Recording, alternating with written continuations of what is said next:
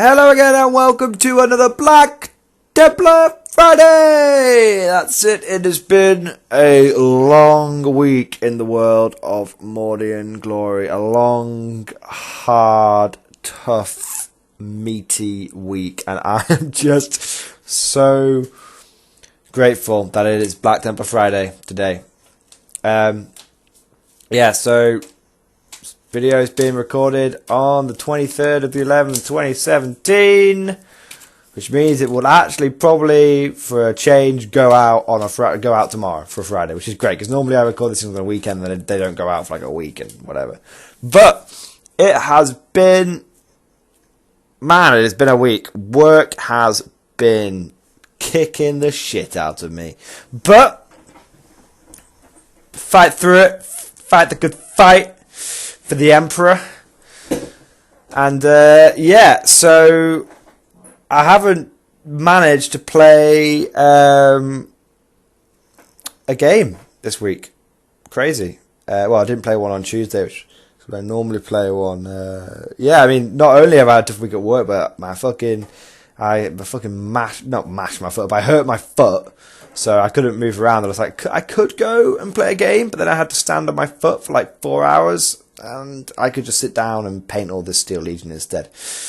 Not played a game, but done sort of lots of research, lots of list tweaking based on sort of the couple of games I've had with Steel Legion so far. Learned a few things as well about Steel Legion, which is kind of bad, to be honest, but whatever. I'm committed to the project now. I'm committed. I've fucking got 60 infantry and 3 chimeras and other shit. A lot of tanks. I'm already committed. No, I'm joking. No, the Steel Legion are going to be really powerful. I'm looking forward to it. I'm getting like 2,500 points with the Steel Legion together, so that because I have a 2,000 point list then, but then when the meta shifts or some unit choices become better than others, I can just be like, yo, just I got 500 points with redundancy here. I'm just going to swap that out. It's probably going to be about 2,250-ish. And then I might have to buy a little bit more. But yeah, anyway. So, Steel Legion.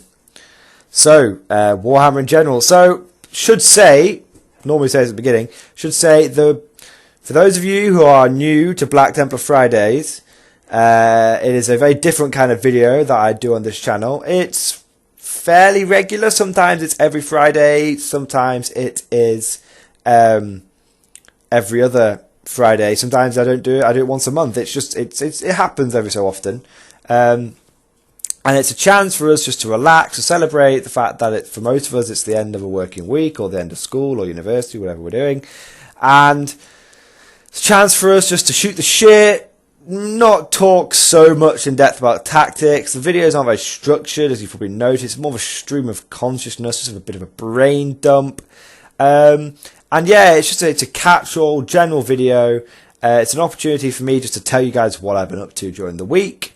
And it's an opportunity for you guys just to put some stuff down in the comments. I mean, anything. If you've any epic battle stories, what you've been doing, what you've been painting, preferably Warhammer related, but if you've got some just particularly good news you want to share with the rest of us, then whack it down in the comments. That's absolutely fine.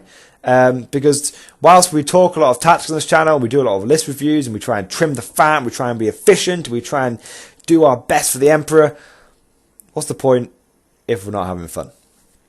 And that's what these Black Templar videos are for. So, and the origins of it was, I've got a Black Templar army that I'm still building up. This will be the second Black Templar Friday with no Black Templars in it. But it's okay because Armageddon, Hell's Reach, Steel Legion, Black Templars, that's all Black Templar related.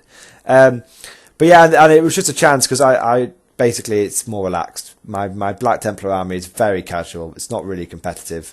And that was what inspired these videos basically. So yeah, that's it. So what have I been up to? Apart from work, obviously, which I mentioned and we're not going about anymore. Squad number 2 is completed. And I only consider a squad completed with the Steel Legion when both the unit and the transport has been completed. They are one and the same. There is no either or. They're one and the same. So when when I complete 10 infantry and the Chimera, that is when I consider a unit completed. So we're still going down the Dakar Chimera route. We're still looking at the heavy bolter and heavy stubber sort of route. What I'm basically going for is I was considering converting a load of Chimera turrets to be double heavy bolter, but because of obviously the Forge World thing where you can get double heavy bolter Chimeras. But what I sort of thought was, one, it's going to cost me a lot of money, and I'm basically building a guard army from scratch. It's already costing me a fair chunk of change. But what I thought was 99% of the time, no one's going to know the difference anyway between a twin heavy bolter and a heavy bolter. I know it sounds silly, but the heavy bolter turret is kind of generic. So I don't think most people will care. And even if they do care, I don't think they will. And if I can't, most tournaments don't allow Forge World anyway, so there you go.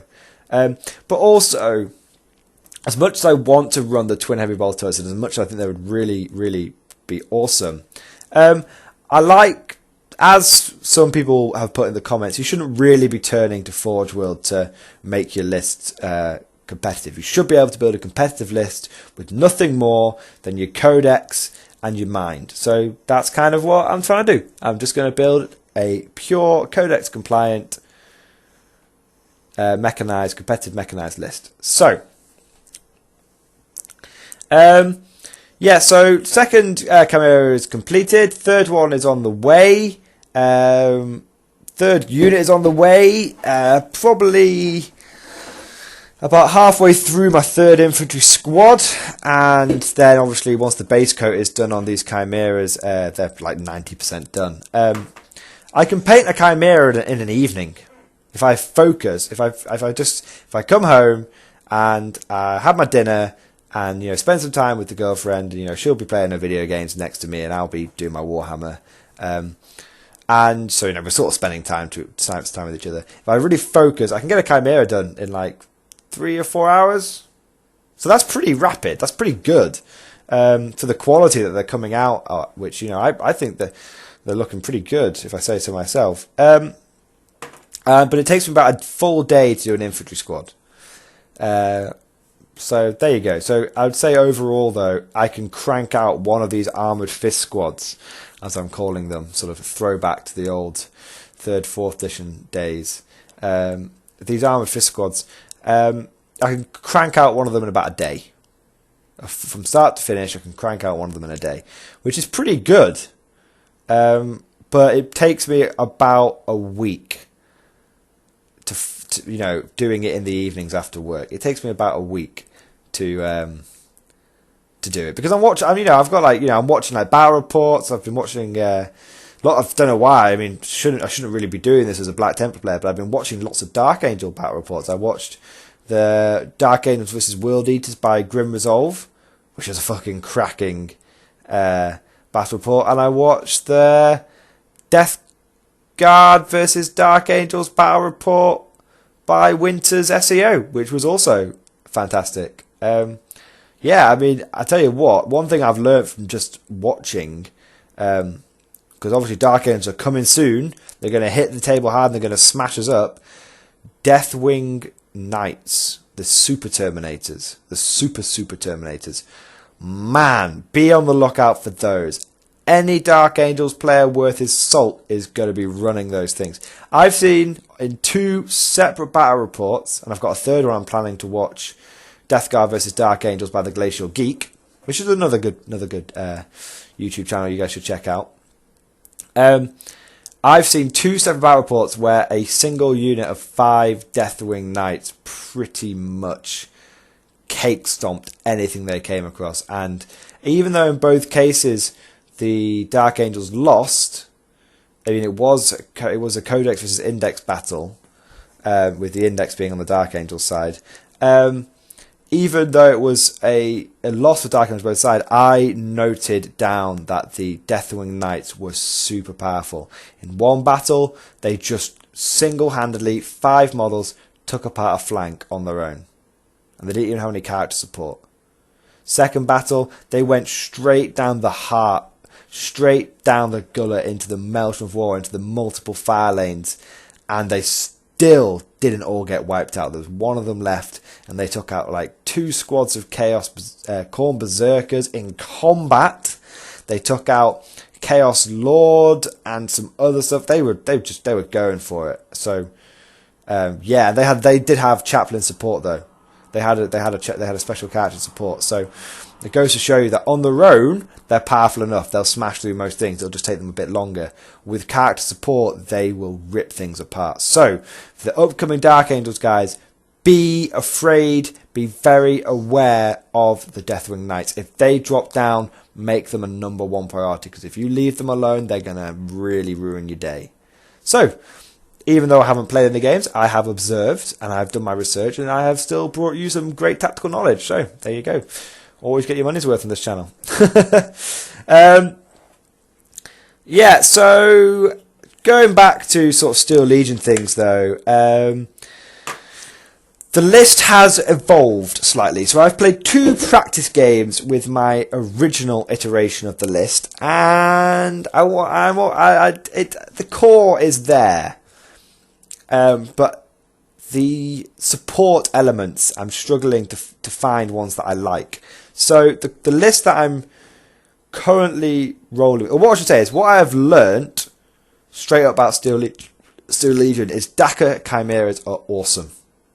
Okay, they're really, really fucking good. 2 heavy bolters and a heavy stubber, plus a handful of lasguns from the lasgun arrays, sort of about 6 to 12 shots from the lasgun arrays. That is enough to do some serious damage. The 2 heavy bolters and the heavy stubber alone, you've got 6 units pumping out 9 shots. I mean, that's a lot of Dakka. So that's 54 Dakka, 54 shots. Generally, that is enough to seriously do damage to the enemy infantry. So my Chimeras and the squads that are in the Chimeras are generally performing the role which I imagined they would, which is anti-infantry. Anti-infantry. Generally, what I found is I deploy the men initially inside the Chimeras as to see what the opponent's doing, and then I will, if my opponent is wanting to play the long-range shooty game, I will move forward for the first turn. I know it will reduce my firepower with my Chimeras, but I'll move forward for the first turn, fire off what shots I can, receive the return fire, which my Chimeras can do quite well. It's amazing how, I've said this before, but it's amazing how many armies rely on AP -1 to chew through armour, and Steel Legion just ignore that. So that's great. And then second turn, my Chimeras are in the range that I want them to be in. They're in the midfield, and then the infantry will pile out within 18-inch range, and they will just lay down the additional firepower. That is normally enough to do quite a bit of damage to my opponent, and then they're able to jump back in the Chimeras using the order mount up. So generally, the 2 games that I've played, that's kind of worked out. I mean, in the first game against the Death Watch, it definitely worked. I mean, I lost the game because it was kill points, but the general premise of the army definitely worked. The Chimeras were solid in that game. The Chimeras were the only things I had with infantry, were the only things I had by the left of the game. They were very solid, doing the majority of the heavy lifting in the list, so that's great. In the game versus the Death fucking Poxwalker Uber list zombie apocalypse, even though I got absolutely munched by the Poxwalkers, my army was, with that strategy that I said, where move, get the infantry out, get the rapid fire 18-inch range. Even with that, they were able to delete 70 cultists in a turn. Now, admittedly, those cultists came back as bullshit Poxwalkers, but the point still stands. I was able to remove 70 light infantry. Toughness 3, 6 was saved. Light infantry. And that bodes well for the new Tyranid Codex. I mean, the Tyranids are out. They are proud. They are going to be, I imagine, featured. That they're going to be tournament heavy. There's going to be Tyranids at the tournaments. And that bodes well. Also, the fact that my army is, or my Chimeras, the core of my army is very good at deleting Toughness 3 models, bodes very well for facing these new Eldar bullshit lists. I mean, I have yet to face... I have observed a number of games with Elder Dark Reapers in there, and on the tournament sort of tactics chat that I'm part of on Messenger, there's a lot of respect being given to the Elder Dark Reapers, but they are toughness 3 at the end of the day. So my list is... I'm hoping... I know the Dark Reapers will be able to do serious damage to me, but I'm hoping that the amount of small arms that this core of my list can put out will help me delete some Dark Reapers. I'm hoping. Maybe it's not the case. I mean, Elder, from what I've heard, Elder are back on top of the pile. Guard were overpowered for all of 4 months, and now, from what I've heard, guys, Elder, they're back in the saddle. They are powerful. Although, what I've really heard is that Eldar generally are pretty good, but Dark Reapers are fucking bullshit. That's what I've heard. And that's what I've seen. I've yet to experience it. I'm hesitant to go out and take a beating to the face. But yeah, what I've heard is Dark Reapers are the tits. Absolutely fantastic. So, I'm hoping that my list is able to deal with them, though. I put out a lot of Dakka, which is good at beating Toughness 3 models. So I'm hoping that my list will be able to do something. You never know. I think my list would definitely be powerful against Tyranids. Definitely. I mean, I can just delete hordes of bugs, and if they want to go Nidzilla on me, I've got enough infantry to screen. Dakka Nidzilla might be interesting, but a lot of Tyranid Dakka, it's AP -1. And my Chimeras will love that. So, there you go. So yeah, I've enjoyed the solid core of my list. It's just the support elements like the tanks, which I am struggling with, and the scout sentinels, which I am struggling with. So the current theme that we're going for, the core of the list is 6 squads of infantry in Chimeras. Each Chimera is armed with 2 heavy bolters and a heavy stubber. Each squad of infantry, the sergeant is armed with a bolter, and the infantry squad has a plasma gun in there. I know I'm painting up heavy weapon teams, and I'm still considering taking them, but I've definitely noticed there's not much point in me taking heavy weapons in my armoured fist squads. It's better to save those points and to use them to buy heavy weapons in other areas. It's just all I'm saying. They just don't shoot very often. They probably get like 1 or 2 rounds of shooting, and half the time they're hitting on 5 because they're jumping in and out of Chimeras. So I think I'm going to drop the heavy weapon. So I'm going to paint them up because I think the lying down heavy bolter models are awesome. And when I want to play a more fluffy army, less optimized, I can use the heavy bolters. And you never know, things might change. There might be a thing where heavy weapon teams become really good. The reason I like the heavy weapon teams and the infantry squads, I mean, I am dropping them, but the reason I took them originally was to give me tactical flexibility, where I could start inside the transport or I could start outside the transport. And if I needed every shot to count from the very beginning of the game, and I'm facing a mostly close combat list, I can start my infantry outside of the transports, and those extra heavy weapons will do their job. As it turns out, I tend to start inside my transports. I'm still painting them up in case my original theory comes true, but as it stands, I tend to stay inside the transports. I tend to jump out, do some damage, see what damage I take in return, and then get back in the Chimeras. That tends to be what I'm doing. So, there you go. So 6 Chimeras with an infantry squad in each. 1 plasma gun bolt on the infantry squad, double heavy bolter, heavy stubber on the Chimera. Going...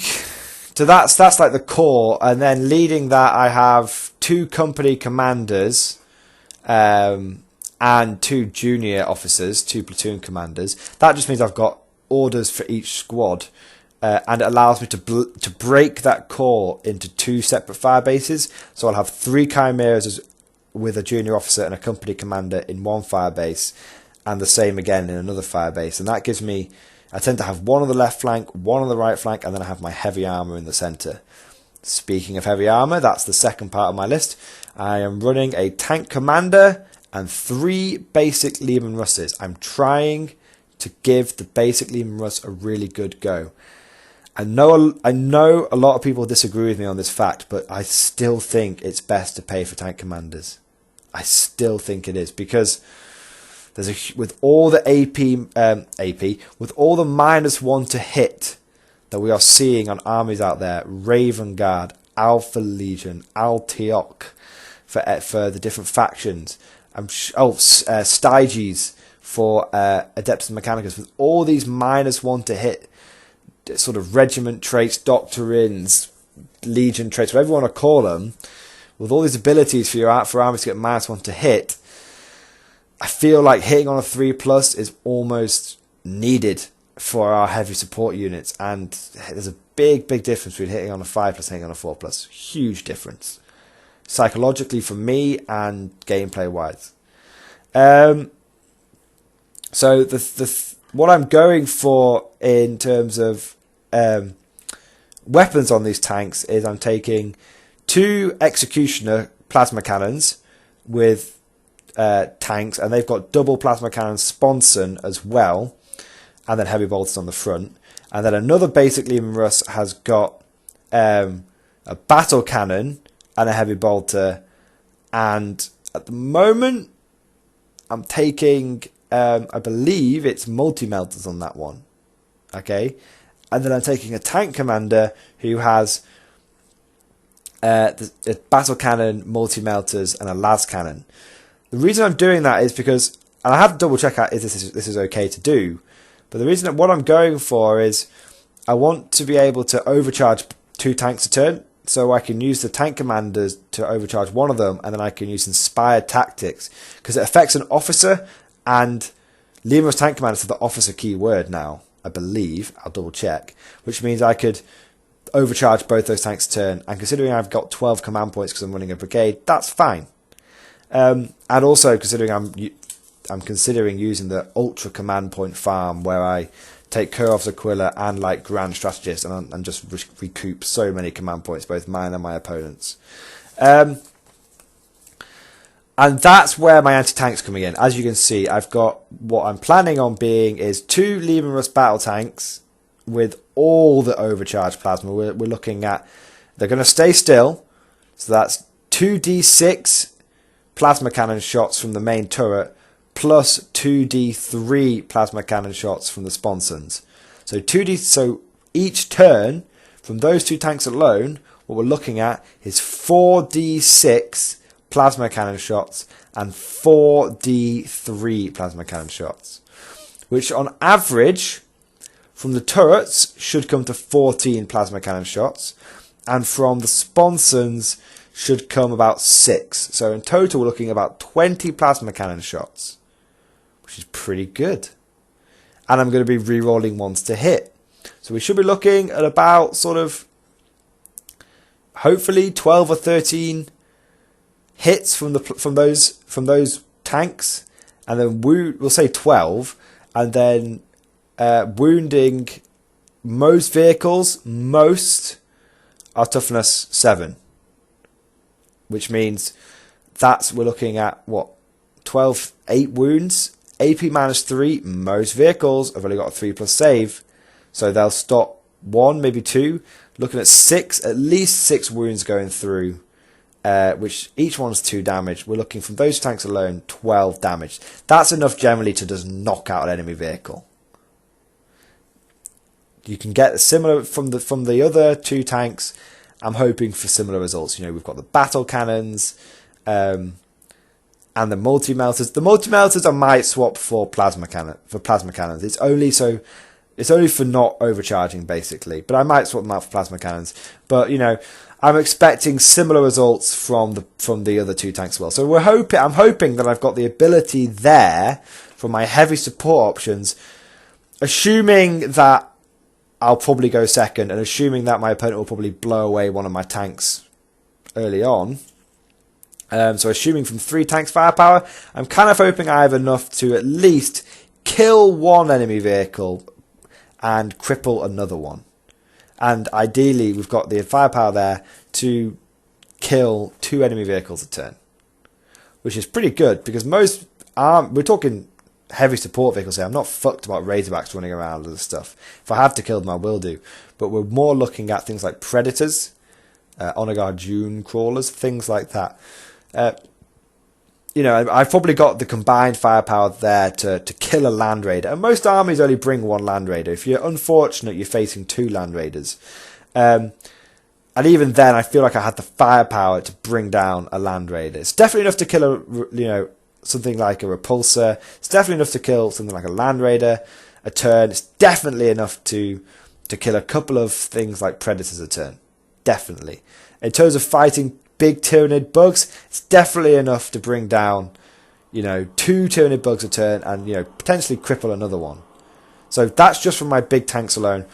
It's very much a case my army is sort of my infantry and chimeras, they're dedicated to the anti-infantry, and my tanks are definitely dedicated to the anti-tank.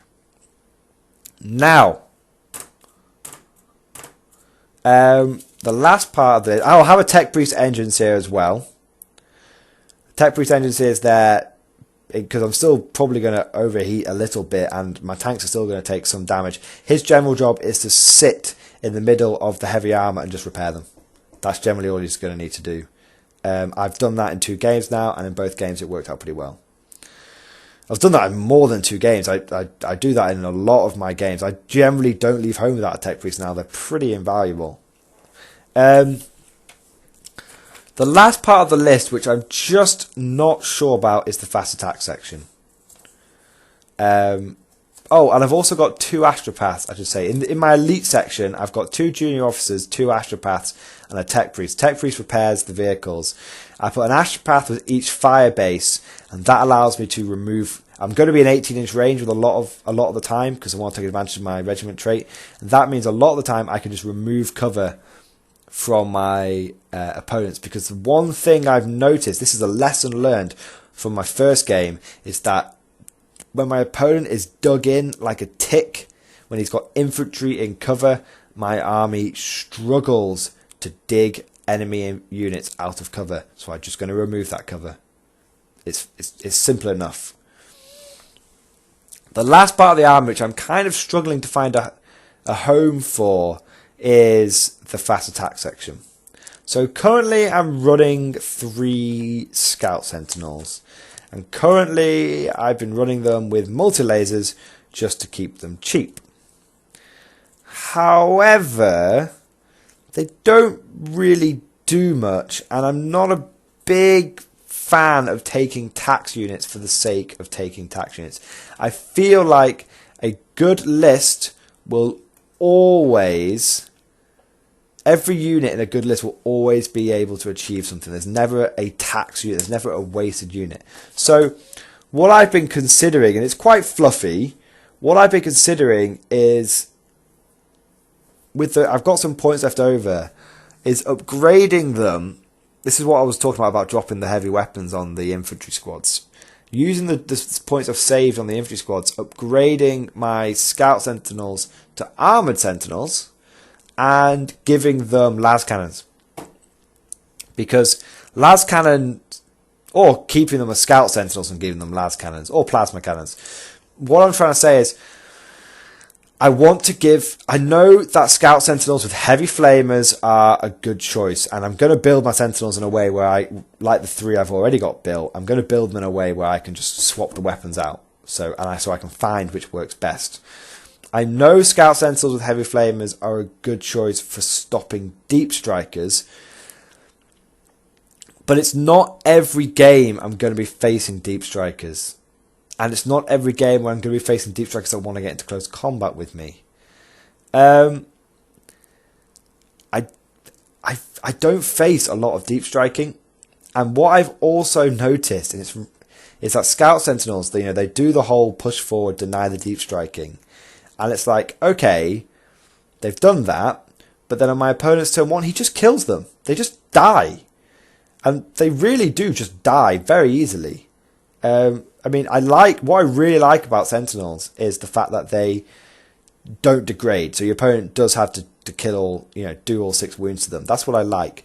But what I dislike is the fact that Scout Sentinels have only got a 4+ save. They're only, what, toughness 5. They're relatively easy to kill. And so my opponent doesn't really struggle. I mean, facing that Poxwalker list, which didn't have a lot of firepower, they killed 2 Scout Sentinels in a turn with fucking like auto guns and shit.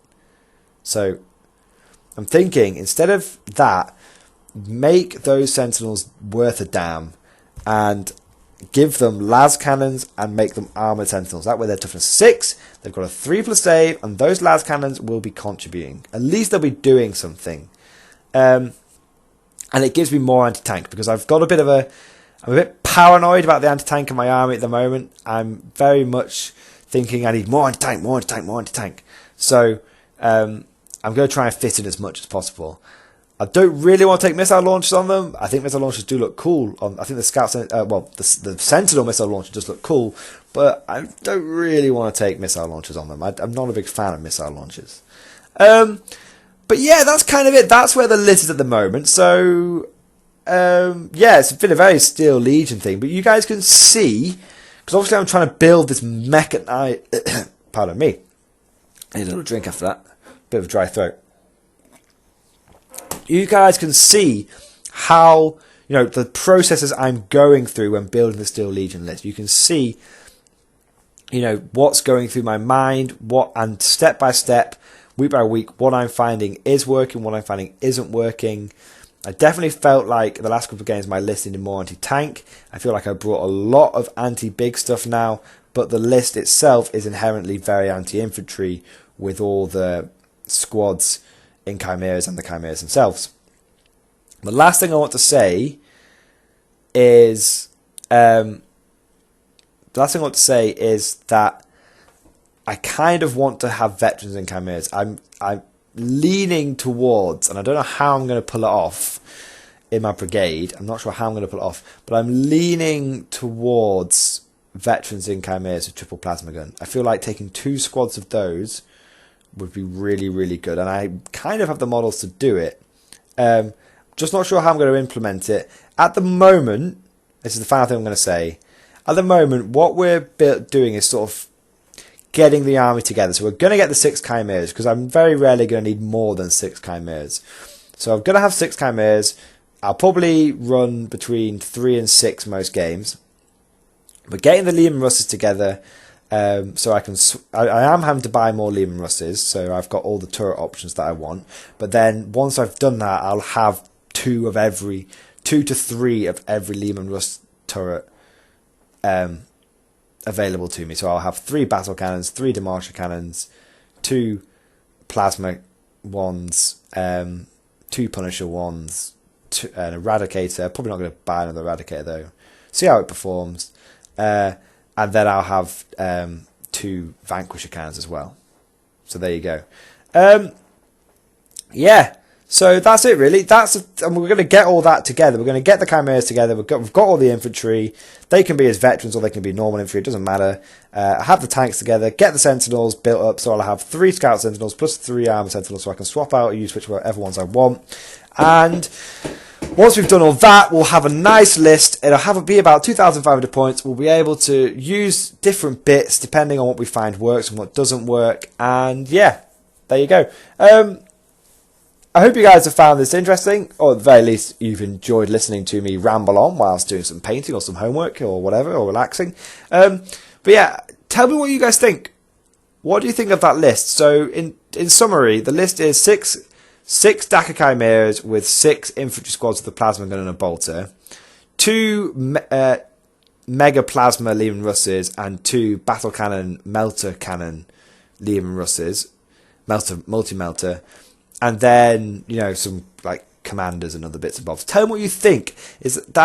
What do you think especially about the armoured Sentinels with las cannons opposed to Scout Sentinels heavy flames? Do you think that would work? I think that's kind of fluffy for Steel Legion. I think it means that those Sentinels will at least be able to do something every game. We'll have to see. But yeah, please, please, please, let me know what you think. I am very, very interested. I'd like to gather feedback from you guys. I'm especially interested to see how you guys think las cannon Sentinels have been performing. So, I hope you guys have enjoyed this video. Thank you very much for listening. and I will see you guys next time.